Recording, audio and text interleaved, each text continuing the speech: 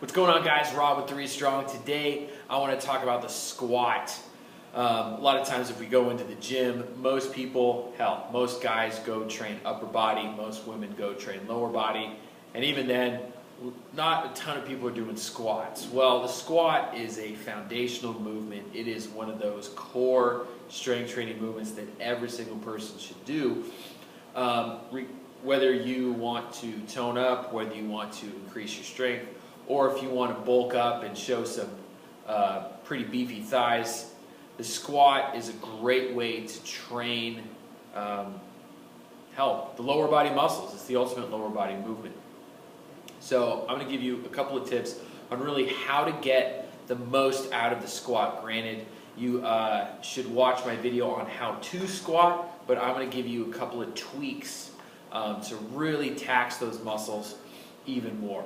So the basics of the squat are, you want to be sure that you are getting as full range of motion as possible within that squat. You know, granted, people will try to do these lower little squats here.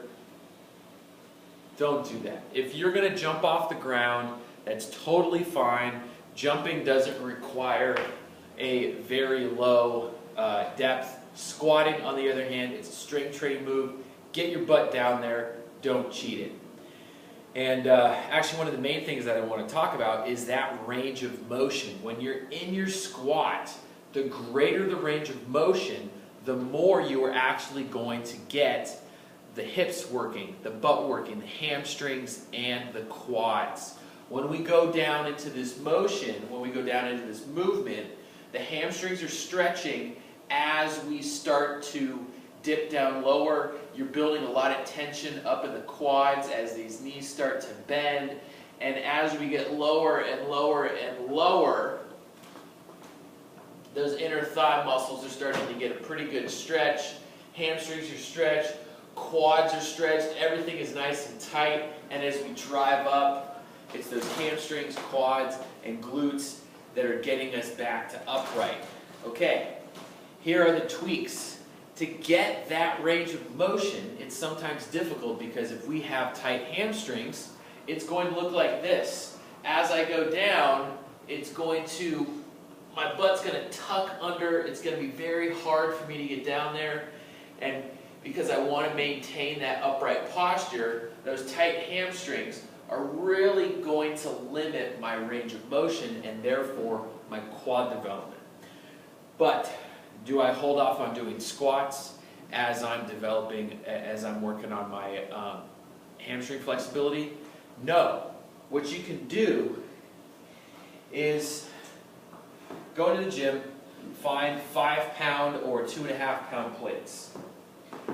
Either one of those are going to be fine. Really, these guys are about 1 inch or less. So what you're going to do is get your heels on those plates. Get it set up, whatever stance you're going to have. Get your heels on the plates. Don't actually stand on the plates. The heels are just going to be on that plate, okay? So most of your foot will be off of the plate there. The weight is still going to be back. You want the weight on your heels to engage the hips, but now what this has done is actually put us into a more upright position, less of a stretch in the hamstrings, and this is going to allow us to get just a little bit lower. And as we get lower, we get a little bit more bend in our knees, which is going to tax our thighs, which is going to tax our quads even more. So if I have tight hamstrings and I don't use that, I may get down to here. Once I pitch myself a little bit farther forward with the heels, notice I may get a little bit extra range of motion, and you will definitely feel that right in the quads. Okay, guys? Use that. Next time, even if you don't have flexibility issues, give that a shot. Make sure the weight is on your heels, and you will definitely feel a whole other burn because of that full range of motion. Okay? See you tomorrow.